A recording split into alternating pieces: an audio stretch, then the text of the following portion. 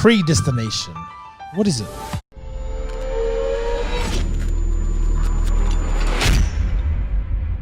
To predetermine, determined before, to decide beforehand. In the New Testament of God decreeing from eternity, to foreordain, appoint beforehand. So then what makes this a topic of discussion in the church? It's not so much whether the concept is biblical, but rather what and who he has predestined. So let's take a bit of a look in history to see where this all stems from. John Calvin, he was the leading French Protestant reformer and the most important figure in the second generation of the Protestant Reformation. He helped popularize the belief in the sovereignty of God in all areas of life, as well as the doctrine of predestination.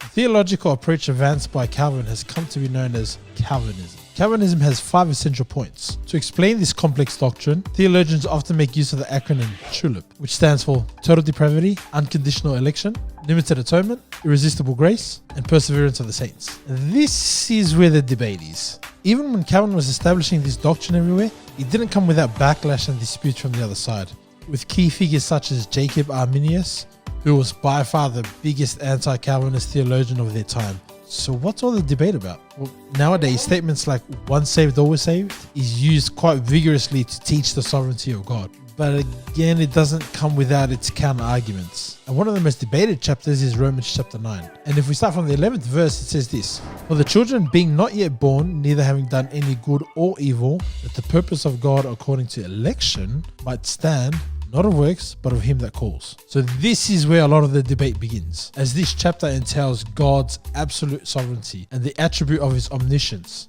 including the outcome of every individual's path, whether heaven or hell. And this seems like an obvious contradiction to one's theology because the nature of our free will dictates otherwise. And many scriptures come to mind against the thought of this. The first most common question that comes to mind, which I wrestled with for the longest time, was if God has already predestined us to heaven or hell, then we're just robots walking out God's plan. Having looked into both sides to see the arguments and the scriptures that the Bible presents leads me to this conclusion, which has its obvious questions which I'm still trying to understand, but nonetheless with a bit more clarity now than what I started with, and also with the exception of the extremists on both sides of the argument. I found that the basis of both sides of the argument are absolutely biblical. Let me explain. I'll put into 2 categories to help explain the 2 views: human finite mind perspective and God's infinite all-knowing perspective.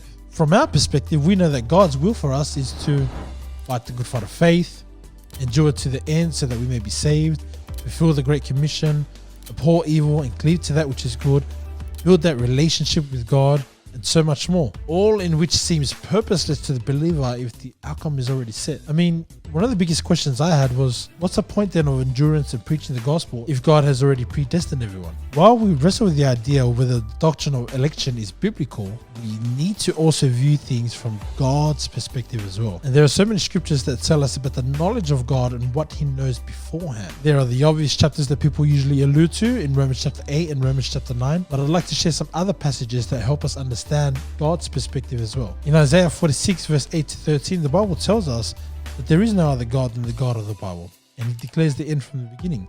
Psalms chapter 139 verse 14 to 16 tells us that in our making, God had our pathway made and written before we were born. Isaiah chapter 45 verse 7 says that it was God that created darkness and evil, and that he even made wicked people for the day of evil in Proverbs chapter 16 verse 4. And I think the biggest issue that people have is that they can't reconcile the 2 issues together, never able to find the bridge that gaps the 2 views. To be honest, I don't think we're supposed to. The Bible says that his ways and thoughts are higher than our ways, which is the reason why I believe people tend to choose a side and try and defend it, because comprehension of both views seem too much of a contradiction. When understanding this topic, I think what we need to keep in mind is that we are called to seek and understand and build relationship with God through his word. That doesn't mean that we will ever fully understand him, neither be able to comprehend everything that's written about him, but that's not a bad thing, because it puts us in a place of humility and diligence to pursue him. I hope this helps in your own pursuit to understanding this topic. Be blessed.